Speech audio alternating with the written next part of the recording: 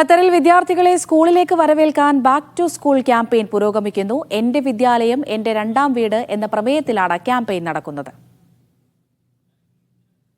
അവധിക്കാലം കഴിഞ്ഞെത്തുന്ന കുട്ടികളെ വരവേൽക്കാനുള്ള തയ്യാറെടുപ്പിലാണ് സ്കൂളുകൾ. വിദ്യാഭ്യാസ മന്ത്രാലയത്തിന്റെ നേതൃത്വത്തിൽ എന്റെ വിദ്യാലയം എന്റെ രണ്ടാം വീട് ബാക്ക് ടു സ്കൂൾ ക്യാമ്പയിൻ സജീവമാണ്. ഈ മാസം 31 വരെ ക്യാമ്പയിൻ തുടരും. വിദ്യാർത്ഥികൾക്ക് രാജ്യത്തിന്റെ വിവിധ ഭാഗങ്ങളിലായി വിനോദ വിജ്ഞാന പരിപാടികളും പരിശീലനങ്ങളും ഒരുക്കിയിട്ടുണ്ട്.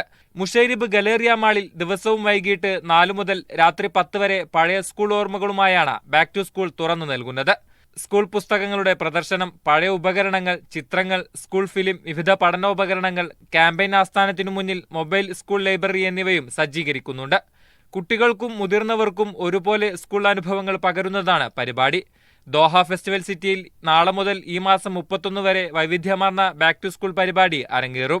ദിവസവും വൈകിട്ട് 3 മുതൽ രാത്രി 9 വരെ കുട്ടികൾക്ക് കളികളും പഠന പ്രവർത്തനങ്ങളും ഒരുക്കും. സെപ്റ്റംബർ 1-നാണ് ഖത്തറിലെ സർക്കാർ സ്വകാര്യ സ്കൂളുകളിൽ അധ്യയന വർഷം ആരംഭിക്കുന്നത്. Media 1 Doha.